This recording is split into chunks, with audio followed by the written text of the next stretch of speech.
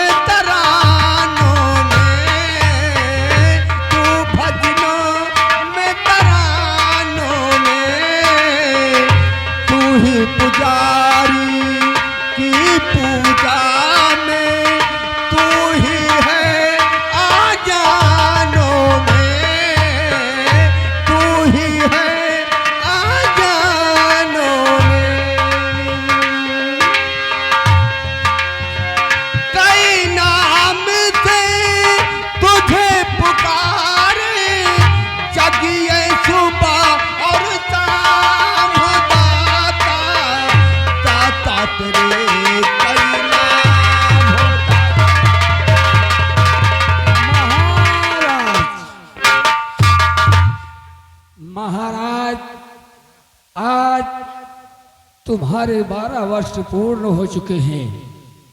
अगर आप चाहे तो अपने राजमहल वापस जा सकते हैं, अपने बच्चों से मिल सकते हैं, क्योंकि तुम्हारे बच्चे तुम्हारा इंतजार कर रहे हैं। और महाराज तुम्हें भगवान की दी हुई शक्तियां भी प्राप्त हो चुकी हैं। ओम नमः शिवाय। संधू भोलेनाथ, संधू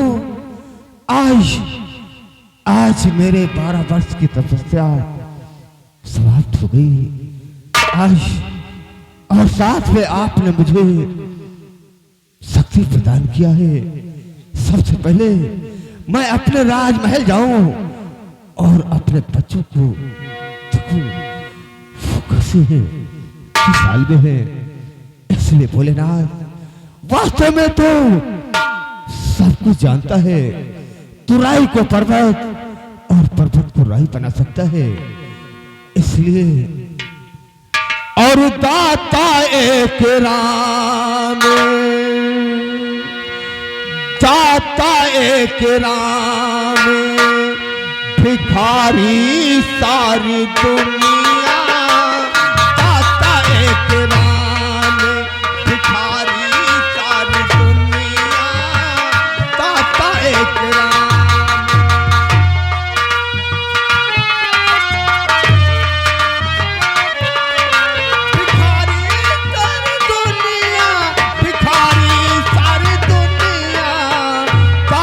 एक राम, भिखारी सारी दुनिया। दाता एक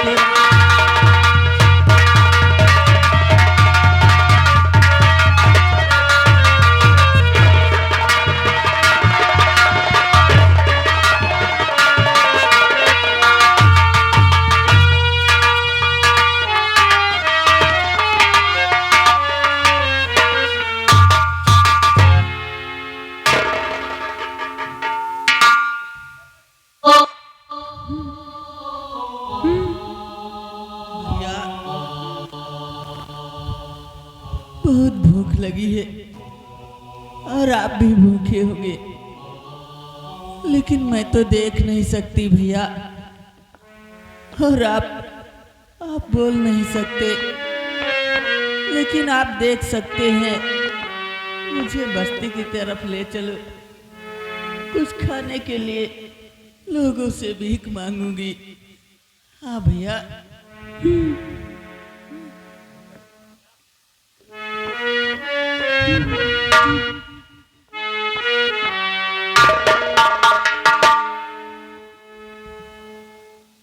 अरे नहीं चाहिए दिल दुखाना किसी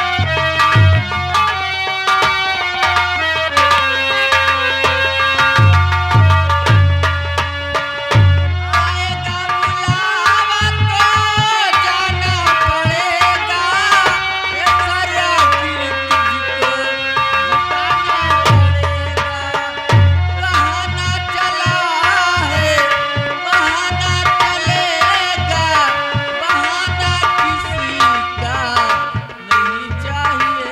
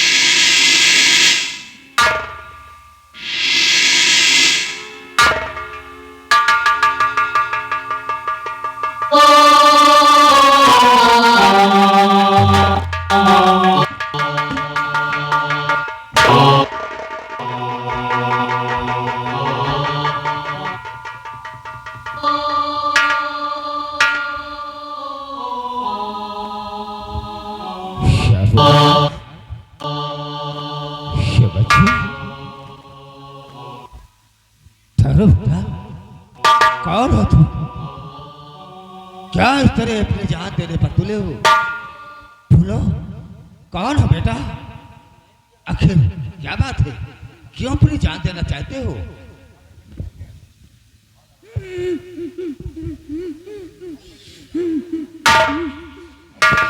सर्प ने काट लिया है?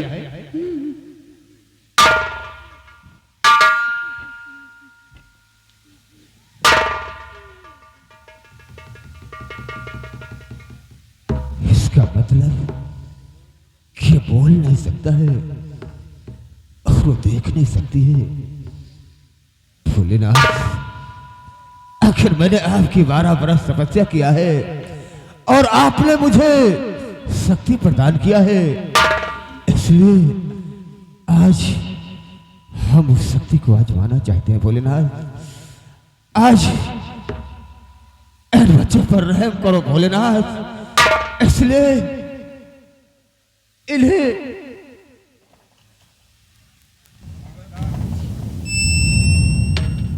ओम नमः शिवाय, ओम नमः शिवाय, ओम नमः शिवाय, ओम नमः शिवाय।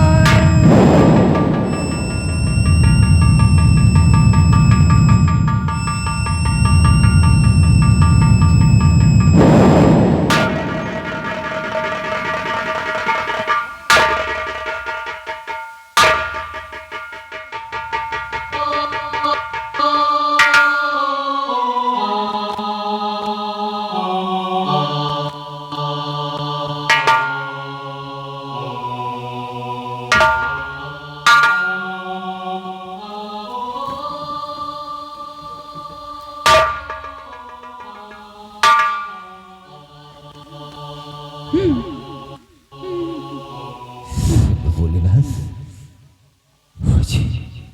भैया मैं देख सकती हूँ भैया, हाँ मैं देख सकती हूँ। हाँ भैया, बोलिए ना भैया, भैया बोलिए ना।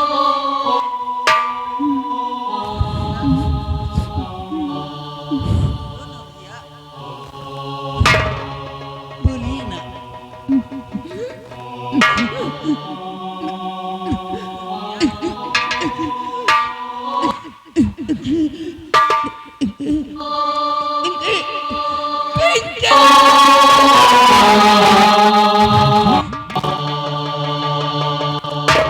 भोलेनाथ, ये मैं क्या देख रहा हूँ?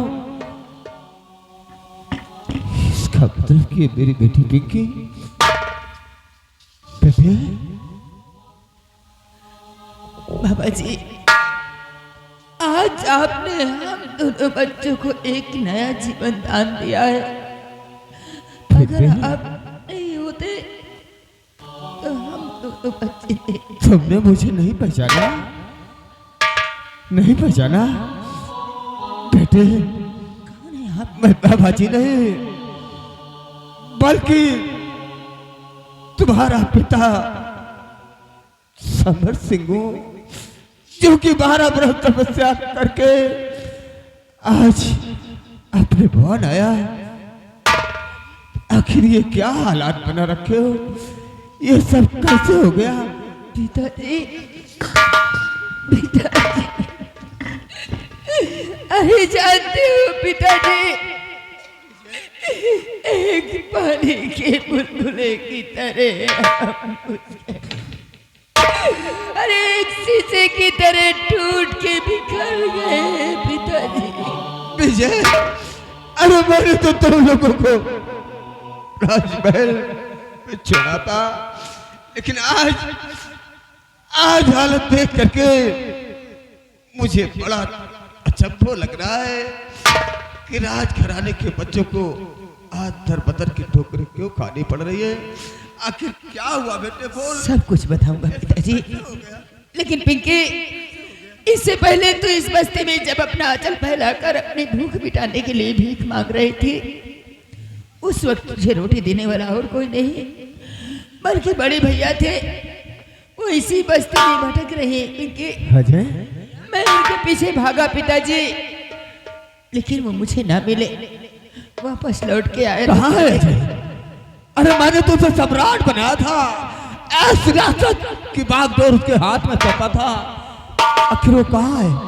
क्या हुआ विजय? इसी बस्ती में पागलों की तरह भटक रहे हैं पिताजी। पागलों की तरह? अनवर, अनवर भाई, विजय, कहाँ चला गया था मेरे भाई? मैंने तुझे कहाँ कहाँ नहीं ढूंढा मुन्ना। आखिर तू कहाँ चला गया था? जाता है, आज पेट की भूख थी, इसी बस्ती में भीख मांग रही थी। उस वक्त और कोई नहीं बल्कि भैया ने पिंकी के आंचल में रोटी डाली। मैं उनके पीछे भागा लेकिन वो मुझे नहीं मिले। अनवर इसी बस्ती की तरफ गए हैं। आओ चलकर हम सबसे पहले भैया को खोजते हैं। विजय, ये बाबा जी हम लोगों के बीच। ये बाबा जी नहीं है अनवर, ये हमारे पिताजी है। हाँ अनवर। महाराज, महाराज जी। मेरा दोस्त अनवर।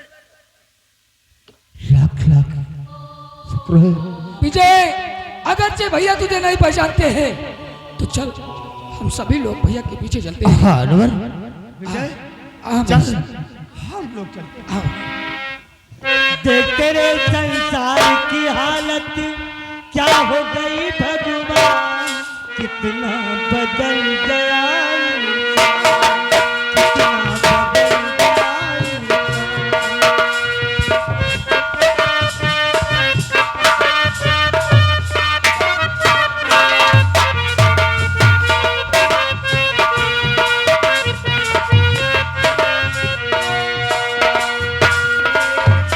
संसार की हालत क्या हो गई भगवान, कितना बदल गया इंसान।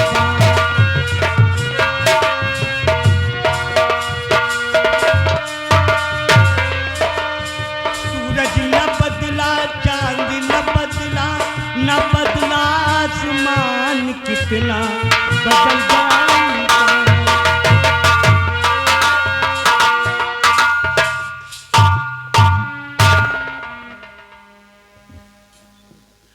भैया, मैं आपका मुन्ना विजय पहचानो भैया। ये रही पिंकी।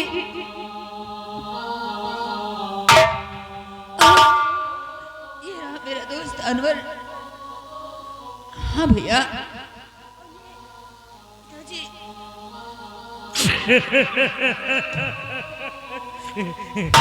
हाँ, मुझे अक्सर ऐसा हो जाता है, मुझे अक्सर ऐसा हो जाता है।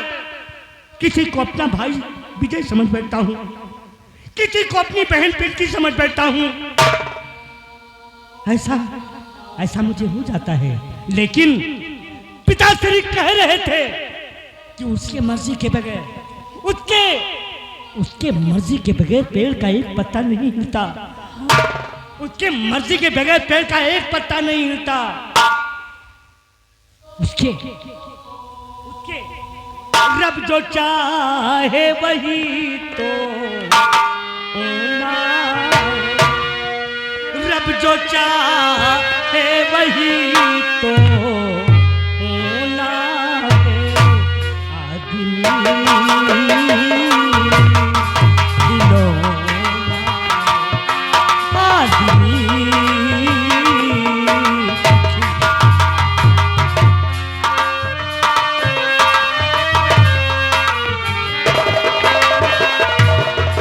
अनवर, हमें तो लगता है कि हमारे जीने की मंजिल खत्म हो गई है। नहीं विजय नहीं। देख, ये जो बड़े भैया गीत गा रहे हैं, यही गीत कभी राज दरबार में हुआ करता था हम सभी लोगों के बीच। चल मुन्ना, इसी गीत को अपने जुबान से तू दोहरा। शायद हो सकता है कि बड़े भैया की याददाश्त वापस आ जाए, क्योंकि बड़े भैया को ये मालूम है कि पिताश्री कहा करते थे कि उसके मर्जी के बगैर पेड़ का एक पत्ता भी नहीं हिलता है। चल मुन्ना, चल विजय चल। जाने संसार में जाने क्या हो जाए अरमानों का।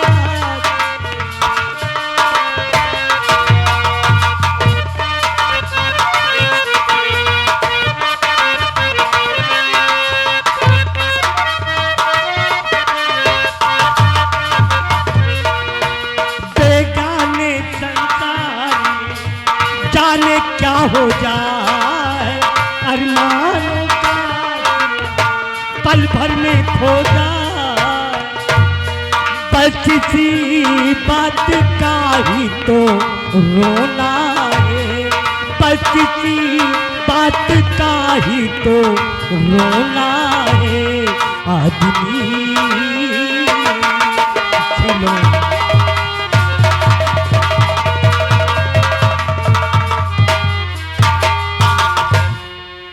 कितने माया लोभ में भटक रहा इंसान, नजरों से खोने लगी अपनी की पहचान।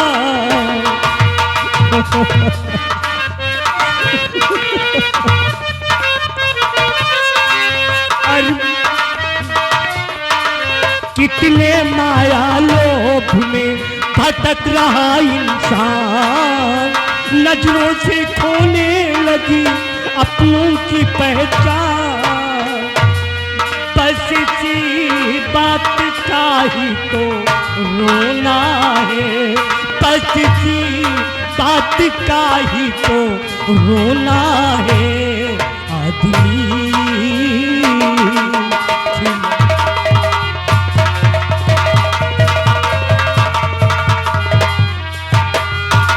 तुझे क्या दिखता है? गा विजय, तू भी गा। पिंकी, तू भी गा।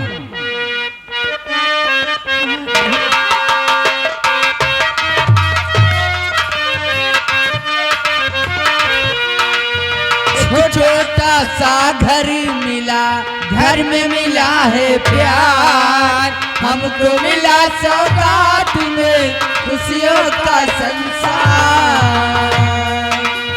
एक छोटा सा घर मिला, घर में मिला है प्यार, हमको मिला सौगात में खुशियों का संसार।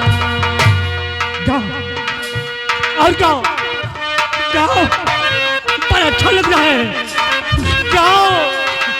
एक छोटा सा घर मिला, घर में मिला है प्यार, हमको मिला सौगात में खुशियों का संसार। मेरा मुन्ना बड़ा ही सलोना है, मेरा मुन्ना बड़ा ही सलोना है आज।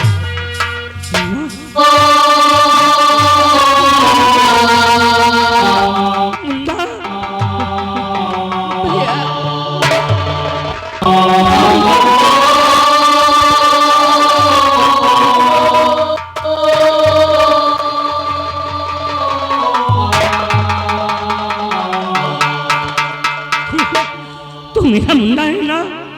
पीछे हाँ भैया, तू ठीक तो है ना मुन्ना? तू ठीक तो है ना? मेरा भाई है ना? मेरा मुन्ना है। भैया जानते हो इनकी इधर ये रहे पिंकी भैया। पिंकी की ये हालत पिंकी की, कहाँ था तू पिंकी? और भैया सब ठीक हो जाएगा। ये रहा मेरा दोस्त अनवर, लाख मुसीबत उठाने के बाद फिर भी इसने मेरा साथ नहीं छोड़ा भैया। अनवर, हाँ भाईजान, मेरे पास आ ना, मेरे पास आ। शाबाश शाबाश मुन्ना, इस हालात में हमारे भाई का साथ नहीं छोड़ा तू मेरे भाई का साथ नहीं छोड़ा मुन्ना। तूने अपनी दोस्ती का नाम इतिहास में लिख दिया। अगर तुझ जैसा मुसलमान संसार में सभी हो जाए तो हिंदू मुस्लिम का भेदभाव खत्म हो जाए। वाह मुन्ना। भाईजान, वो दोस्त कैसा कि जो दोस्ती को निभा ना सके। हाँ। हाँ मुन्ना, हाँ। बड़े भाईजान, दोस्ती करना आसान है पर निभाना बहुत कठिन है। दोस्ती निभाने के लिए कांटों पर चलना होता है, सोलों पर चलकर दोस्ती को निभाना होता है। हाँ मुन्ना, तूने सब करके दिखा दिया, सोलों पे भी चलकर और कांटों पे भी चलकर दिखा दिया। हाँ। और जानते हो भैया, आज 12 वर्ष तपस्या पूर्ण करने के बाद अपने पिताश्री भी आए हैं। नहीं मुन्ना, नहीं। ये रहे पिताजी भैया। मैं पिताश्री को अपनी शक्ल कैसे दिखा सकता हूँ?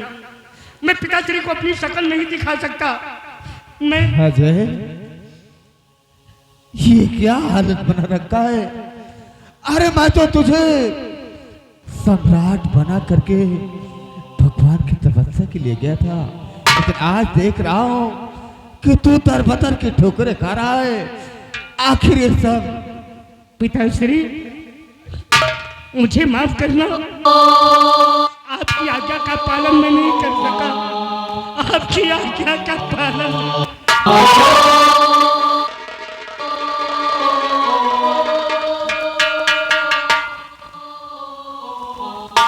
आपकी आज्ञा का पालन नहीं कर सका पिता। आखिर ये सब कैसे हो गया? कैसे हो गया सब ये? बोल बेटे। मुझे सब कुछ याद है पिताश्री, मुझे एक एक बात याद है। ये मेरा छोटा भाई विजय है, ये मेरी बहन पिंकी है, और ये मेरे भाई विजय का दोस्त अनवर है, और आप मेरे पूज्य पिताश्री हैं। मैं पागल नहीं हूँ अनवर, मुझे सब कुछ याद है, एक एक बात याद है, जिसे आप ब्याह कर लाए थे मेरी धर्म पत्नी बनाकर। पिताश्री, आपके जाने के पश्चात उसके हाथों की मेहंदी भी नहीं छूटी थी। एक दिन थाली में खाना परोस कर लाई और कहा, नाथ आपने ना सुबह से नाश्ता किया है ना भोजन किया है, मैं आपके लिए भोजन लेकर आई हूँ। पिताश्री, कहते हैं पहला निवाला भगवान का होता है। हमने अपने हाथों से एक पति अपने पत्नी को अपने हाथों से पहला निवाला खिलाया, और हाँ, मुझे ये भी याद है पिताश्री कि हम दोनों एक साथ भोजन किए थे, लेकिन पता नहीं किस वक्त उसने खाने में खूनी जहर मिला दिया। शहर? हाँ, खूनी जहर मिला दिया पिताश्री। खाना खाते ही मैं बेहोश हो गया। जब मुझे होश आया तो मैं देखता क्या हूं कि मेरे भाई और मेरी बहन की लाश खून से लथपथ राज दरबार में पड़ी है। हाँ, इनको देखकर हम अपना आपा खो बैठे पिताश्री। इन्हें राज दरबार से लेकर भागा इस उम्मीद में लेकर भागा कि मेरे भाई बहन मरे नहीं, ये जिंदा हैं, ये जीवित हो जाएंगे। एक पीपल के नीचे इन दोनों को लिटाकर हम डॉक्टर की तलाश में चले गए। हाँ, लेकिन डॉक्टर ना मिला पिताश्री। वापस आकर देखता हूं तो ना वहां पिंकी थी, ना मेरा भाई विजय था।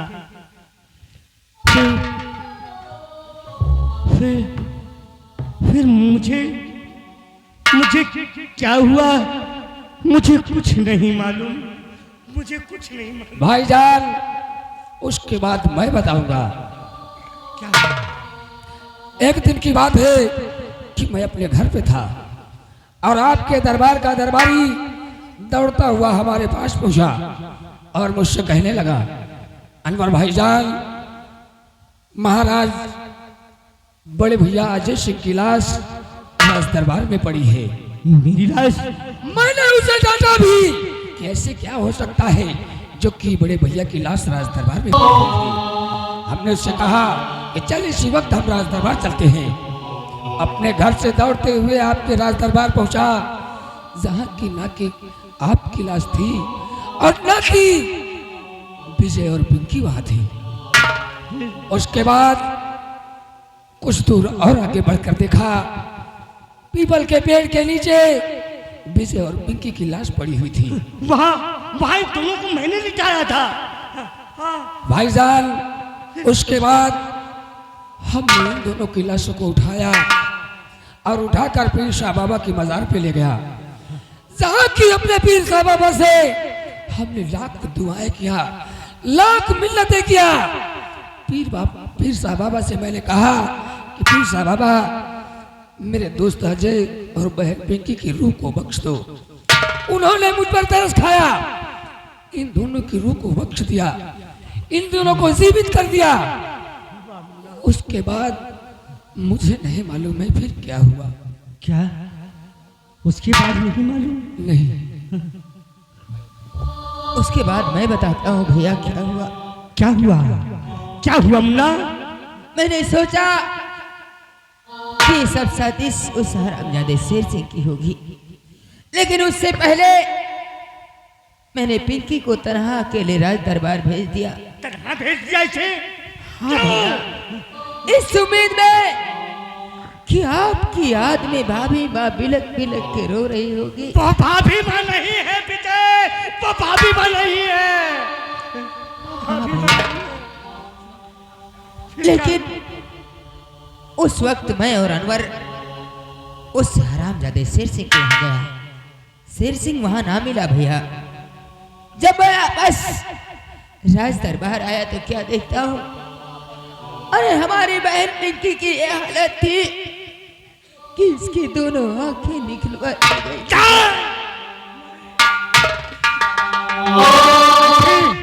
आंखें तो उसकी मैं निकालूंगा विजय, मैं निकालूंगा उसकी आंखें। भैया, लेकिन उस वक्त हमें भी कैद करके कैद खाने में डलवा दिया गया और ये ऐलान करवा दिया गया कि विजय और पिंकी को जो कोई खाना पानी देगा उसे सजाए मौत हो गई। सजाए मौत तो उसे अब मैं दूंगा विजय, मैं दूंगा उसे। एक दिन पिंकी भूखी थी भैया, ये मुझसे जेल में खाना मांग रही थी, मैं कहां से इसे खाना खिलाता। मैंने इसे धीर बनाया कि बहना इन आंसू को पीकर अपनी भूख मिटा। इतने में भाभी खाना लेकर आई भैया। उसने खाना दिया तो जानते हो कैसे? अरे उसने खाना दिया लेकिन अपने पैरों से ठोकर मार कर। मुझे इतने में बहुत गुस्सा आया, इतना गुस्सा आया कि मेरी जुबान से सिर्फ इतना निकला कि तू मेरी भाभी माँ नहीं बल्कि एक नागन है, एक बेश्या है। इतना कहते ही जानते हो भैया, उसने इतना कहते ही उसने मेरी जुबान कटवा ली भैया। अपनी गाथा बंद कर, अपनी गाथा जुबान तोड़ के अब मैं काटूंगा विजय, जुबान तोड़ के मैं काटूंगा। तारा, मैं आ रहा हूं। अनवर देख विजय, भैया, राज दरबार अकेले कुछ भी कर तनहा सकता है। इससे पहले भैया को कुछ हो, हम लोग वहां पहुंचते हैं।